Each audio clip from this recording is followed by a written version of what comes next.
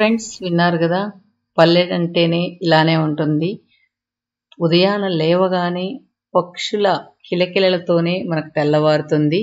అదేవిధంగా మన ఊర్లో గుడిలో నుంచి వినిపించే సుప్రభాతం, తర్వాత భక్తి గీతాలు, వీటితోనే మన పల్లె తెల్లవారుతుంది. చూసారు కదా, ఇప్పుడు కూడా కిచకిచకిచకిచా సౌండ్ ఎంత ఇంపుగా ఉన్నాయో. ఈ శబ్దాలతోనే డైలీ మనం పల్లెలో నిద్రలేస్తూ ఉంటాం. ఇక ఈ సౌండ్లు అయిన తర్వాత అందరూ కసు చిమ్మే సౌండ్లు, కల్లాపు చల్లే సౌండ్లు వినిపిస్తాయి ఒక్కసారి. తర్వాత అందరూ వాళ్ళకి తగ్గట్టు ముగ్గులు తీర్చిదిద్దుతూ ఉంటారు. ఈరోజు మనం ఇందిరక్క వాళ్ళ ఇంటికి వెళ్దాం. అదేవిధంగా ఈరోజు బామ్మ కూడా పొద్దున్నే ముగ్గేస్తుంది, తర్వాత స్నానం చేసి సూర్యుడిని నమస్కారం చేస్తుంది అని ఇందిరక్క చెప్తూ ఉంటుంది. నేను ఒక్కరోజు కూడా పొద్దున్నే తను చూడలేకపోయాను. ఈరోజు వెళ్ళేటప్పటికి కసువు చిమ్మి ముగ్గేస్తూ ఉంది. తర్వాత ఇందిరక్కని అడిగితే నాకేం ముగ్గులు రావు, ఈ ముగ్గు షూట్ చేయాలా, ఈ ముగ్గు చూసి ఎవరైనా నవ్వుతారు అంటూ ఉంది.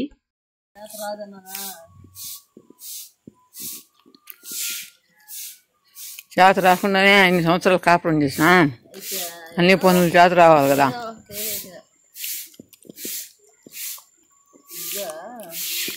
మీ మునమ్మ వంగితే ఒకటి లేస్తే ఒకటి ఇలా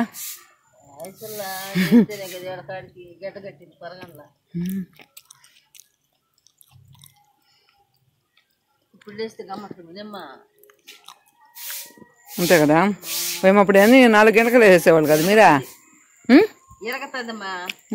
4 గంటలు వేసేసేవాళ్ళు కదా. దాన్ని తీయద్దు ఇప్పుడా. చేపల ముగ్గు వేస్తున్నావా? ఏదైనా వాళ్ళకి ముందు తెలంగా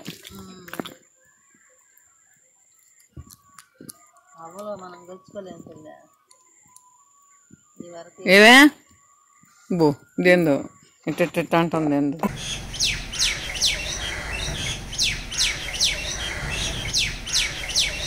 కరెక్ట్గా బలి ఫోజ్ ఇస్తుంది ఆమె.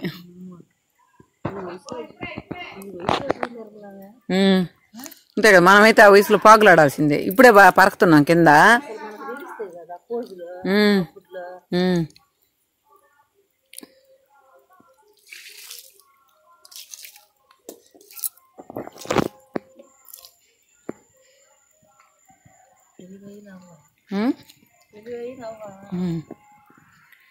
ఇందిరక్క వాళ్ళ అమ్మమ్మ వాళ్ళ ఇంటికే కోడలైంది. సో అమ్మమ్మ పొద్దున్నే లేవకపోతే తిట్టేదంట. అదే చెప్తూ ఉంది. మేము ఈ టైంకి అంటే ఆల్మోస్ట్ ఇప్పుడు 6:30 అవుతుంది. 6:30కి లేస్తే ఇంకేం లేదు, మా పని అయిపోద్ది. 4 o'clockకే లేయాలి. లేచి ఈ విధంగా కల్లాపు జల్లి ముగ్గులేసి తర్వాత బర్రెలకన్నీ పాలు తీసి అలా చేస్తేనే కొంచెం తిట్లు తప్పించుకుంటాం. ఏదైనా అటు ఇటుగా అయిందంటే ఇంక అంతే సంగతులు అని చెప్పి తన పాత రోజులు చెప్తూ ఉంది. తర్వాత బామ్మ విషయంలో కూడా చెప్తుంది, మనమైతే ఆ ఏజ్లో అంత యాక్టివ్గా కూడా ఉండలేమని. బామ్మ అలాగే చిమ్మి ముగ్గేస్తూ ఉంటే చెప్తూ ఉంది. ఎంత ఓపికగా పొద్దున్నే లేచి చిమ్మి అయితే ముగ్గు అయితే అంతగా రాలేదు కానీ కొంచెం గీర్లుగా వేసింది. సో ఆ ముగ్గు వేస్తుందంట. ఈవెన్ సాయంకాలం కూడా చిమ్మి సంద ముగ్గు అంటాం, నిలువుగా కర్రలు వేస్తాం, ముగ్గు కర్రలు పొద్దునైతే అడ్డంగా వేస్తాం కదా, అవన్నీ వేస్తూ ఉంది.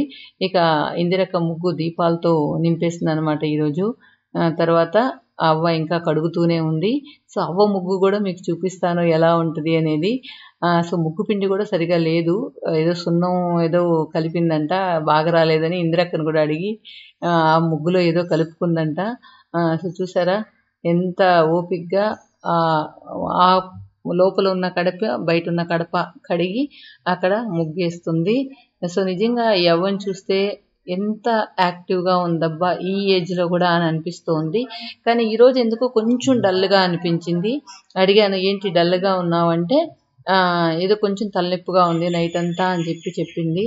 ఇంకా ఇందిరక్క పూలు కోసి ఇక్కడ కడపల్లో పెట్టాలని పూలు కోస్తూ ఉంది. ఏమైనా పల్లెలోనే చూడాలి ఇలాంటివి. పచ్చగా వాకిళ్ళలో కల్లాపు చల్లుకోవడం, ముగ్గులు పెట్టడం, ముగ్గులకి రంగులు దిద్దడం అలాంటివి. ఈవెన్ మన సిటీస్లో కూడా రంగుల ముగ్గులు అక్కడక్కడ పెయింట్తో వేసి ఉంటాయి, లేదంటే ముగ్గురాళ్ళతో వేస్తారు. కానీ ఈ విధంగా ముగ్గు పిండి ఉపయోగించి పచ్చని కల్లాపు చల్లి వేయడం అనేది మనం పల్లెల్లోనే చూడాలి. చూసారు కదా, కడపల్లలో 2 వైపులా పువ్వులు పెడుతుంది. ఇది కూడా రోజు పెట్టరు, ఫ్రైడే సాటర్డే అలాంటి రోజుల్లో పెడతారనమాట. ఇది ఇందిరక్క ముగ్గు రెడీ అయిపోయింది. ఇంకా మనం ఈ అవ్వ ముగ్గు ఎలా వేస్తుందో చూద్దాం. సో నేను ఏదైనా వేస్తుందో చూస్తే గీరలు గీస్తూనే ఉంది. అలా చాలా గీరలు గీసిందనమాట. అదే అడుగుతూ ఉన్నాను, ముగ్గు రాదా నీకు అని అంటే గుర్తు రావట్లేదు, మర్చిపోయాను, అప్పుడు వేసేదాన్ని ముగ్గులు అని చెప్తూ ఉంది. కొంచెం చెవులు వినిపించవు, కొంచెం మనం పెద్దగా అరవాలన్నమాట మాట్లాడాలంటే. తను వాయిస్ కూడా కొంచెం అంత స్పష్టంగా అయితే ఉండదు. ఒక అమ్మాయి ఎవరో అడిగింది, అక్క బామ్మతో ఇంటర్వ్యూ చేయండి అని చెప్పి. సో తనకి పెద్దగా అరవాలి, తన వాయిస్ కూడా మనకు బాగా రీచ్ అవుతుందా లేదా అనేది నాకు చిన్న డౌట్ ఉంది. చూస్తాను. కొంచెం ఈరోజు బామ్మ అయితే డల్గా అనిపిస్తుంది, అందువల్ల తను ఇబ్బంది పెట్టదలుచుకోలేదు. రేపు ఏదైనా కొంచెం తను యాక్టివ్గా కానీ ఉంటే కనుక రేపు తనతో మాట్లాడిస్తాను. చాలా యాక్టివ్ అనమాట. అంటే చూసారా, ఈరోజు కొంచెం హెల్త్ బాగాలేదు, కొంచెం డల్గా ఉన్నా కూడా తను నీట్గా చిమ్మి ముగ్గేసి తర్వాత స్నానం చేసి సూర్య నమస్కారం చేసి తర్వాత బ్రేక్ఫాస్ట్ చేస్తుందంట. ఇది ఆమె డైలీ రొటీన్. అందులో ఏ చేంజెస్ ఉండవు. ఎప్పుడైనా మరీ అసలు లేవలేని పరిస్థితిలో ఉంటే తప్పితే తను ఎప్పుడు హెల్తీగానే ఉంటుంది. ఎందుకంటే ఆ రోజుల్లో ఫుడ్ ఆ విధంగా ఉండేది. తను అంతేకాకుండా ఫుడ్తో పాటు తను ఎప్పుడు యాక్టివ్గా వాళ్ళ ఇంట్లో అందరికంటే కూడా ఎక్కువ పనిచేసేది ఈ అవ్వే ఎక్కువ పనిచేసేది అనమాట. సో వీళ్ళ స్టోరీ చాలా ఉంది, అది నేను నెక్స్ట్ వీడియోలో ఏదైనా యాడ్ చేస్తాను, లేదంటే సింపుల్గా చెప్తాను. ఏంటంటే ఫస్ట్ వీళ్ళ అక్క చెల్లెళ్ళు ఉంటే ఈ బామ్మకి చిన్నతనంలోనే హస్బెండ్ చచ్చిపోయాడు. అంటే ఈవిడ 9 years అప్పుడే మ్యారేజ్ చేశారంట.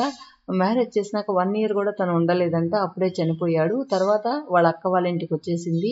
అదే సమయంలో అక్క వాళ్ళ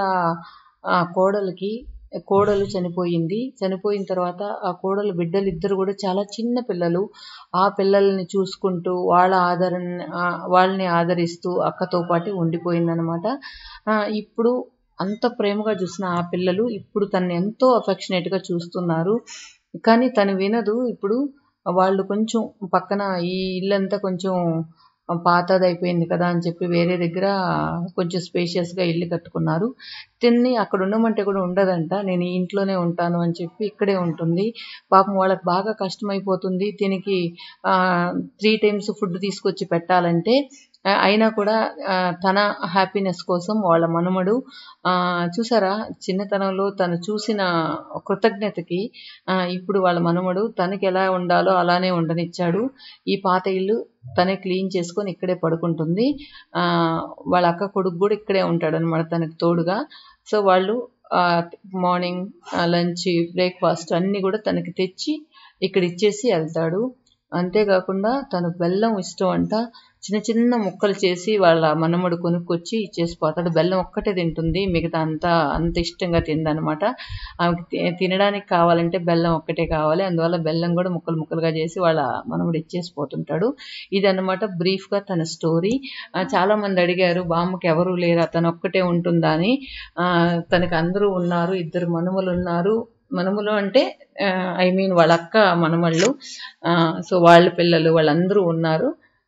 సో ఒక అబ్బాయి అయితే హైదరాబాద్లో ఉంటాడు, ఒక అబ్బాయి అయితే మా ఊర్లోనే ఉంటాడు. తను కూడా వ్యవసాయం చేస్తుంటాడు. తను కూడా బాగా బామ్మని బాగా కేర్ తీసుకుంటాడు. నిజంగా ఇలాంటి పిల్లలు కూడా ఉన్నారా అనిపించే విధంగా బాగా చూసుకుంటారు.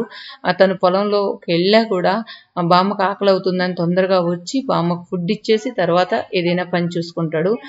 అదే అంటూ ఉంటాడంట, మన ఉండే దగ్గర మన ఇంట్లోనే ఉంటే ఇంత ప్రాబ్లం ఉండదు కదా, నాకు ఇంత కష్టం ఉండదు కదా డైలీ ఫుడ్ ఇవ్వడానికి అని చెప్పి బామ్మ సంతోషం కోసం అన్నీ తన మనవడు చేస్తూ ఉన్నాడు. తర్వాత మన ఇంట్లో రాగి బిందె చూసినట్లయితే చూసారా, మెరిపించేస్తుంది మన లాఫింగ్ స్టార్. తర్వాత ఇది గ్రేప్ గార్డెన్. నాకు చాలా ఇష్టం గ్రేప్ గార్డెన్ చూడాలంటే. సో మా వారు నా కోసం జస్ట్ షూట్ చేసుకొచ్చాడు అనమాట. ఇది పాత క్లిప్పింగ్ చూసారా, బంచెస్ గా ఉన్నాయి. సో ఎప్పుడైనా డైరెక్ట్ గా చూడాలని ఇష్టం. Thank you.